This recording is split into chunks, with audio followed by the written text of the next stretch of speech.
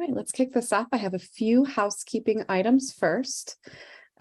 So if we want to pop ahead, thank you for coming. If you did not know what you stepped into, Craig and I are going to be talking about website intelligence. So a concept that we've really been building a lot of momentum around and why we think it's really important to your strategy and to business buy-in.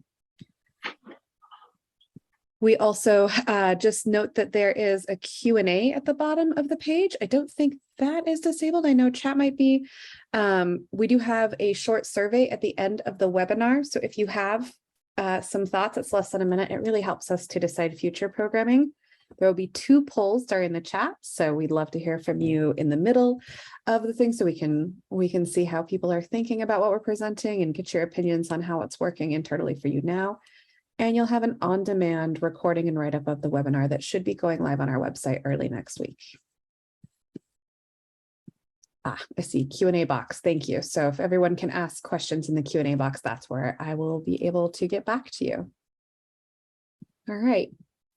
Today we are going to cover, if you want to pop down to slide 3, Craig, we have a bit of a rough agenda. Just know that this is intended to be pretty casual and address your questions as well. We like to do more of a fireside chat and walk through and really be able to tell the story of how we got here. So, but that's going to take a few different points. So we're going to tell you a little bit more about our view on organic and how website intelligence really helps to shape a strategy and execution plan. A little bit about its traffic funnel, a new feature that we have, and how we're trying to narrow down and create visualizations for your team, and then open up some questions. All right, Craig, take us away. Yeah, thank you for taking care of the housekeeping. I appreciate it. Craig Dunham, I'm the CEO at Lumar, formerly known as Deepcrawl. As part of my role, part of my job is to spend a bunch of time in the market, talking to as many customers as I can, talking to digital leaders across a pretty wide variety of industry segments. And from those conversations, one of the things for me that became emphatically clear is that there just isn't enough focus strategically on the website. And I emphasize the word strategically. And so we, as individuals, have been talking about the importance of digital and the acceleration of digital, and we've done a bunch of work around digital transformation, and Ashley dared me to drop as many buzzwords and overused terminologies as I possibly could in my opening paragraph. But one of the things that's undeniably true is this importance of optimizing this digital experience that your customers have when engaging, with your brand, right? And Google continues to make these algorithmic updates, which puts more weight on website speed and website performance and other technical indicators, things that directly impact whether your customers can find you, right? But once they do, you need to continue to optimize with a technically sound, healthy, highly performant website experience that's inclusive and that's engaging. And when we think about it, some people that we've spoken to are actually getting this right, which is great to see. And we asked them, and said, hey, how and why did you begin to start to shift the way that you think about the website as part of your strategy? And so there's a couple of those reasons outlined here on the slide, the biggest of which is around, the increasing cost of paid ads during an economic climate where we're all looking for ways to reduce spend and or be more selective of where we spend and how we spend. And, our customers, both in direct to consumer, in B2B, they're doing exactly the same thing. And so not only is it really important to focus on how you as an enterprise can reduce your specific costs, but it's also important to ensure that your customers can find you easily and, again, have a great experience. And ultimately, that is what's going to drive, let's call it whatever digital conversion success is, depending on your industry and however you define success or conversion on your website. And so if we zoom out a little bit, right, we think about, well, what does this mean, right? Well, your marketing operation spans many different channels. And at the core of all of those different channels is your website, right? Ultimately, that's where all users from this broadly defined list of digital channels, they eventually all end up there, right? It's your most impressionable digital asset. And therefore, any improvements you make to your website will then be performance multipliers of all the other channels. And so, again, it's this highly performant technically sound website that can contribute to reduce cost of customer acquisition, can drive brand awareness, and ultimately drive higher conversion rates and revenue. And so before we dive in a little bit deeper on some of these things, we thought it'd be great to just get a poll and start to see where some of our listeners, some of our folks that are tuned in, some of where you are. And so admins, if you can pop the poll, and we'll give folks a few moments just to respond here.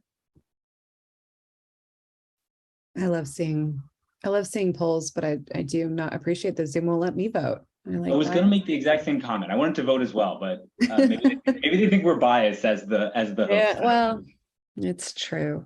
While we're waiting for that, I will say that on your slide that showed the purple boxes right before this, I know it says that technical website help is a performance multiplier. I love that because I'm a technical SEO, and so it's not just the technical SEO health, but as we'll talk about more, it's really about getting tech SEOs into every sort of kind of corner of that table, and other teams seeing how we can help all of their channels, all of their efforts just get a little further with a little more bang for the buck. All right. Okay.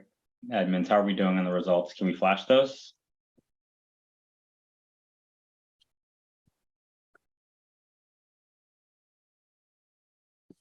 Maybe not. Maybe we're going to send a follow-up on the results. Yeah, we'll need to get to the next one, and then I think we should be able to see this. So great. Okay. All right. So one of the things we'll dive into is just, the challenges that comes as a result of this, right? And so, historically, it's been really difficult to track, right? Difficult to measure, difficult to produce an ROI. The common answer is, well, it depends, and there's a number of different factors that can contribute to it. And so, a lot of leaders tend to struggle with this part, right? And we think that's part of the problem with it becoming more of a strategic focus for organizations. And then we think this challenge is further complicated when you think about all the places in which you need to then share meaningful insights about the website. And further, what happens when you need to drive and execute change and coordinate across a number of teams with differing interests and differing priorities, development and UI, UX designers and content creators, getting all of these things right across a number of different functions in your organization to improve things and make things better, it takes a broad group of people. But if you look at this list and the boxes on the screen, all of these folks care a lot and are impacted by underperforming, slow, not particularly engaging, nor inclusive website experience, right? So you have to start structuring people in the right way to enable proper execution of a good website strategy. And so we recommend just this, right? Which is, hey, let's centralize digital operations, right? Rather than having a more siloed approach of marketing ops or DevOps or SEO or whatever these different things are, let's centralize these things into one function, and or have a number of efficiencies that then can be created and incorporated as you start thinking about specific website projects. And so you might say, okay, well then how do we go about doing this? Well, one, a big part of all of our jobs, and this has been a part of the jobs of especially our SEO listeners, is to educate, right? And educate yourself and educate leaders on the importance of having a healthy website and what that means. And then that education starts to then drive how things get prioritized in terms of investments in your website as this driver of lowering the cost of customer acquisition, increasing organic traffic, a really critical marketing channel. And then you say, okay, well, what are those investments then inform? And it's, well, hey, let's get a cross-functional group of people together. And so you think about all the boxes we showed on the previous screen and who some of those people might be, but bringing them all together to collaborate on ideas and to make sure that we're being thoughtful about all of the different ways that the website impacts different parts of the business and what is the work that needs to be done for projects to become successful. All of those things start to come together in one sort of cross-functional group. And then the one that I know Ashley loves the most is like, hey, how do we take our SEOs who have been really focused on the website and know the website inside and out, and we give them a seat right at the table and say, hey, like, listen to us. We know a lot about this because we've been focused on this for such a long time, and allow them to really influence the decisions that are made around it. Yeah. To say SEOs, y'all are like this team attached to marketing or dev or anything like that. We talk about this a lot. I think I holler about it a lot, but you know the implications of if something goes wrong or if something goes well. And this digital operations approach, like that is a third leg of the stool, right? It's so important. So Craig, I'm glad you brought that up, even though I make you think and talk about it all the time, but I just believe that the people who look out for the health of the website need to constantly be communicating with, but also be heard from different teams. The last thing I have to mention on the slide, and it's such an important part, is around how do you track the progress and how do you get the insights you need? And having the right tooling in place, of course, will enable you to do that a little bit better, a lot better, I should say. And so the end result being, okay, well, I've now got buy-in from leadership, and now it's a little bit easier to get some resources. And again, like measurement around the ROI becomes emphatically important for us. Yeah, sure. We need the details in order to justify the spend and get more money. So it's fair. It's absolutely fair. I have another poll question for you, for everyone coming in. So the poll question number 2, what is your main challenge in executing your website optimization strategy? So this fits for several different roles. So you should see this pop up. Would love to know more about your challenges. There are a few options there. It's single choice. So pick the one that you most identify with. We'll give you all just a second. Craig, since you are not new, but coming to Lumar has been a really big shift in your career. What surprised you about how tech SEO and technical SEO experts are positioned in the company?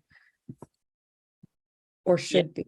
It's funny, it feels, and I know it sounds like I probably have a little bit of a bias, but it feels like at times it feels obvious to me that that function is something that should have a little more visibility than it currently does. And I was a bit surprised that it seemed more siloed than I expected it to be. It's like, I've heard you use this analogy, and so maybe it's also slightly overused, I don't know, but it's like, it's the foundation of which the rest of the house is built, right? And so the idea that there wasn't as much focus on this technical foundation by a lot of senior leaders, whether it's like CMOs or various digital leaders, it was a little bit surprising for me. But then, the more we started talking to users and the more we sort of got feedback, I do think it's an area in which that, we're starting to see the trends move in the right direction, where where a bunch of our customers are sort of getting their voices heard more and are seeing the results and are starting to be able to quantify the results. And so for those who aren't, it's like, hey, you're missing out on this. Like, you really need to start thinking about this in this way. And so I think we'll see that trend continue. Yeah, I agree. All right, we should have our poll in. Oh, there we go. So getting internal buy-in. Ah, yes.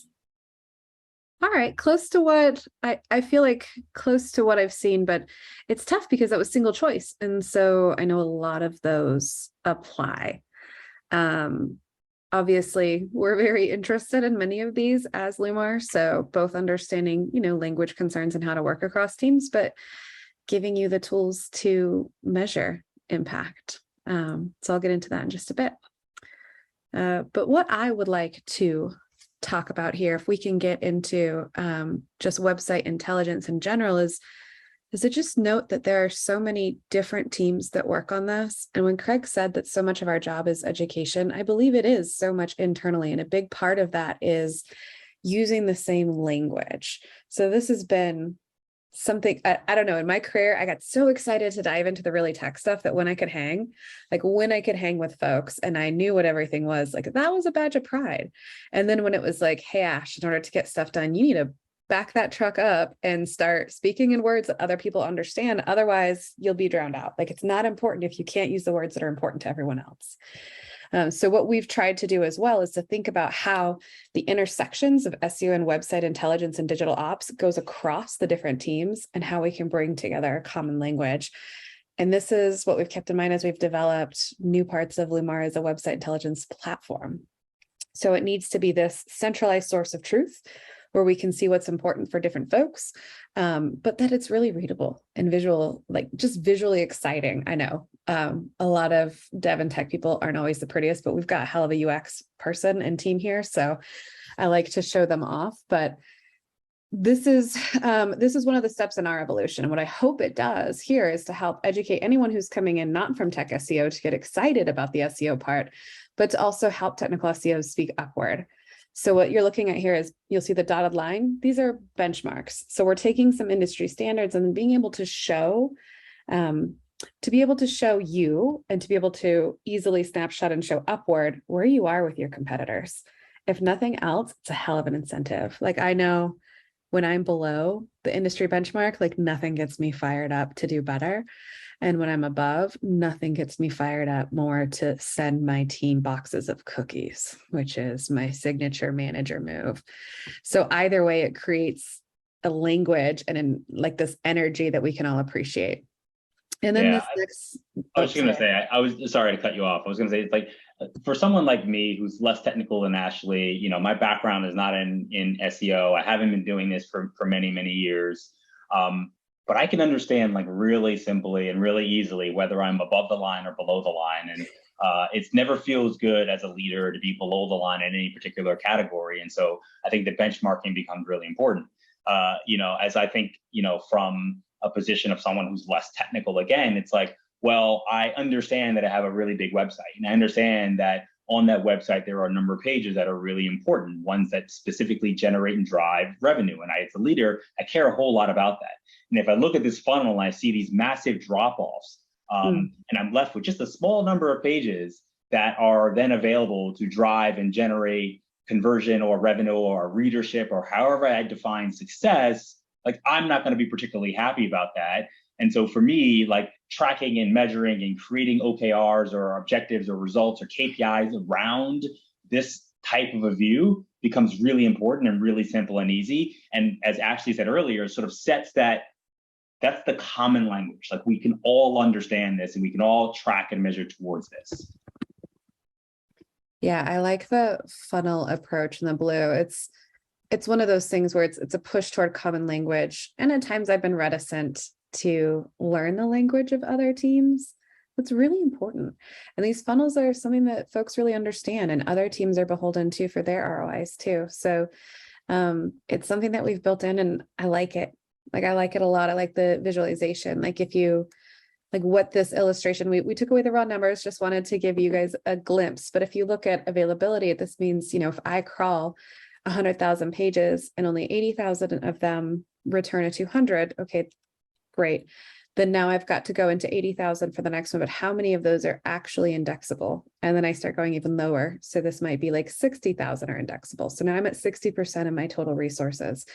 And then it goes down. So I have a bunch of dupes. Some of them, even though they're technically indexable, they're really hard to crawl, or they're not showing up in SERPs, etc. So just being able to have this as a way to show visually the importance, and then you can speak to, or the SEOs can speak to the components of each of these. So they're broken down to be like, okay, what does uniqueness mean? And what are the metrics? Just gives you a great way to push. Yeah, like Craig said, push metrics up that people understand and see. I was going to say, I think it also gives users a way to start to think about where they need to take action and take action fast. And that becomes important in terms of like the scoring as well. That's like, hey, am I scoring well on this? Am I not scoring well? Okay, great. I want to drill into that specific area and then take action. And so, you know, the idea is like a command center, a launch pad, a place where, you know, both senior leaders can sort of visually and aesthetically see the things that are important, but then the more technical users who are in a lot of cases doing the work to make things better can quickly action on the work that's most important. Yeah, order of operations. I like that. Because as many times as I come to Craig and I'm like, hey, here are 11 things I would like you to do and let me do today. It's never great. Like, here's a blank check, do all 11. It's usually like, pick two, help me understand what the most important ones are. So this should make it really clear. All right, quick second housekeeping while we're getting to the last slides here. we do have some key takeaways, but please know that the Q&A is open. You can ask some questions. I know there's an open one in there now, but we'll have time for questions toward the end.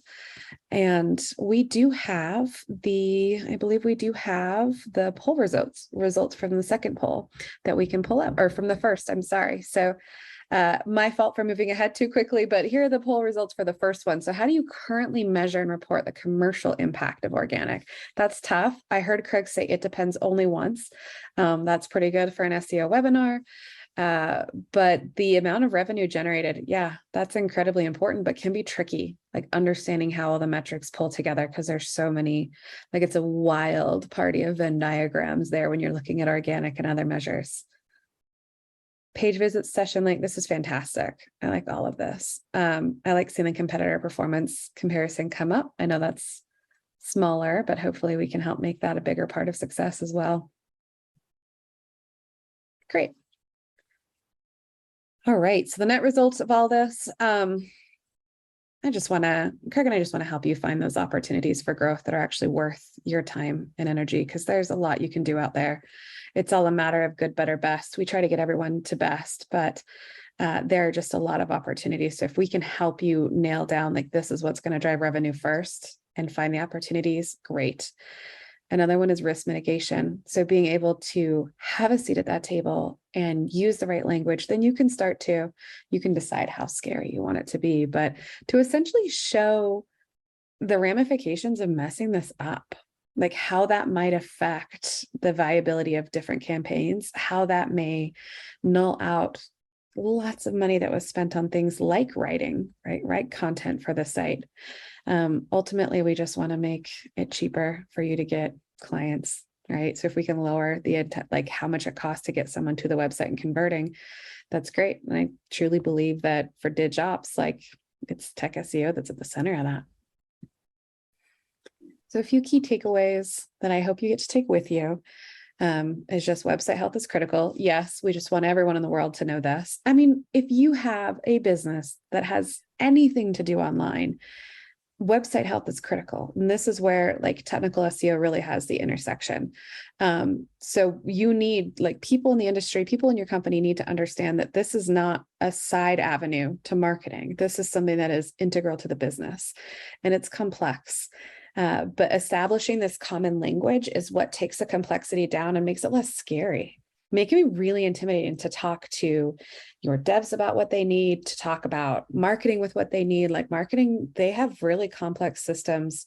They have different dashboards that they use. They have acronyms that I can't keep up with. And so if you can all come together with a common language in one sort of control area like website intelligence, I think it can really drive that energy that you come up together. And then metrics.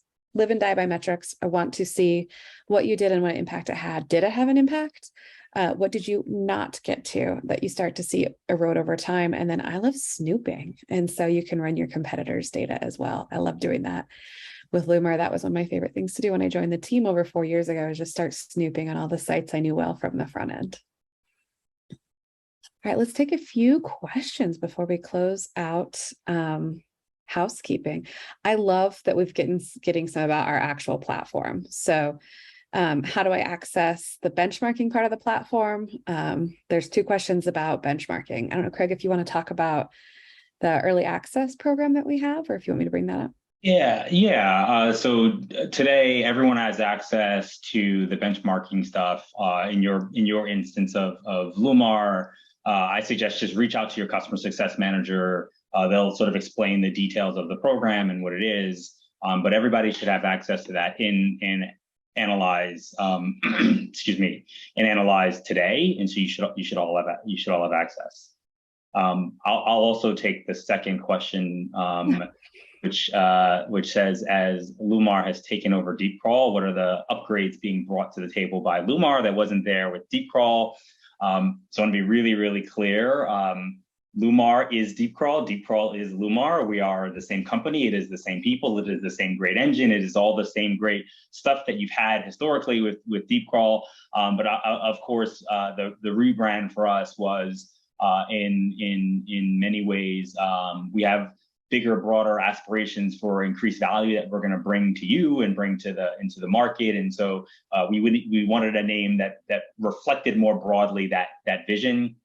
And so what that means for us is specific investments in some key areas, specifically around how do we think about data and trend data and adding more of that data so you can see how your site's performing over time. We talked a lot about how that data benchmarks versus other folks in your industry, in your space.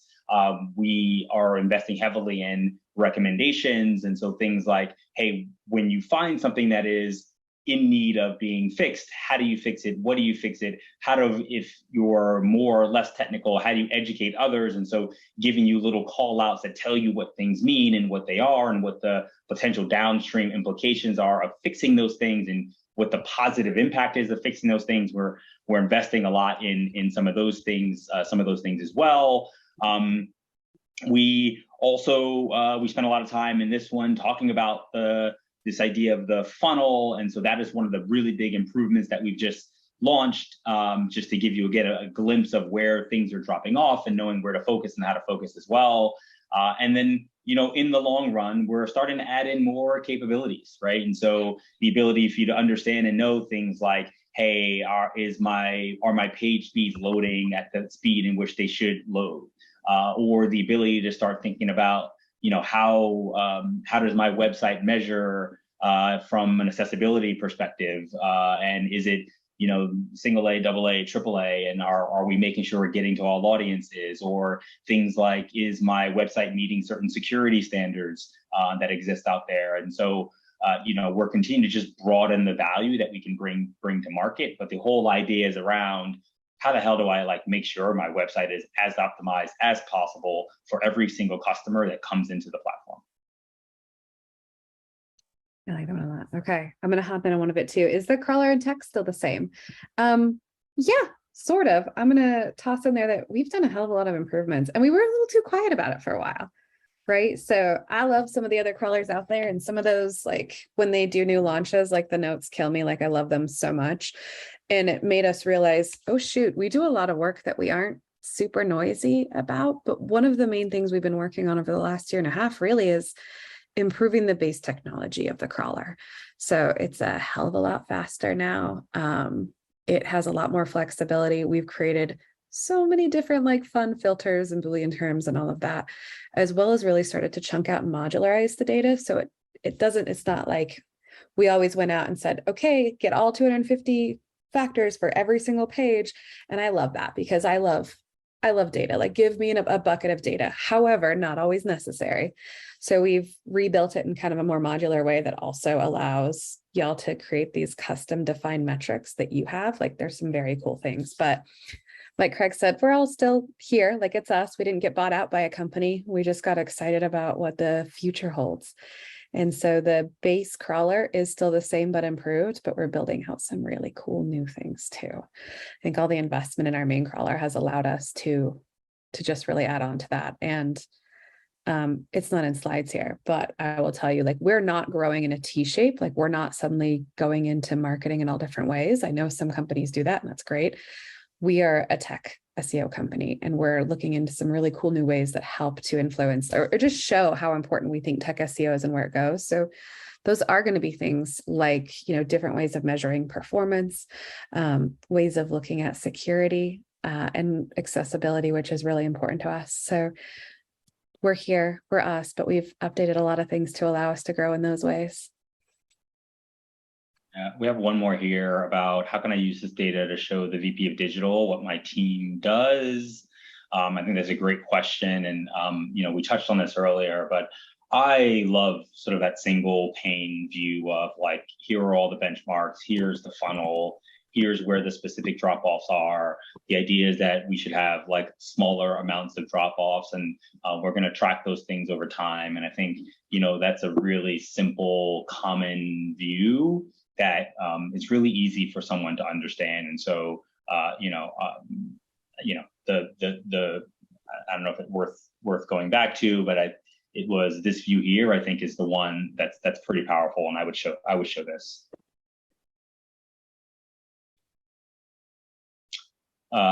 Absolutely, Pete. I mean, we'll do, do you plan on hosting future webinars that highlight these new features?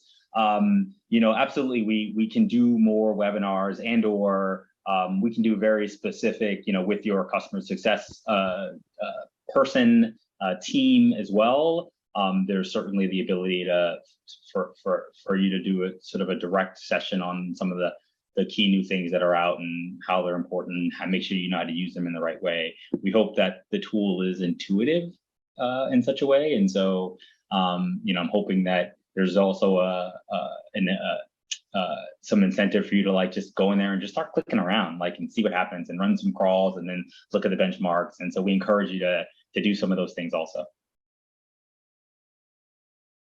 Future webinars, of course we will. I do okay, so that we use Ahrefs for keyword research and for gaps. Can I use the new Lumar platform features with this?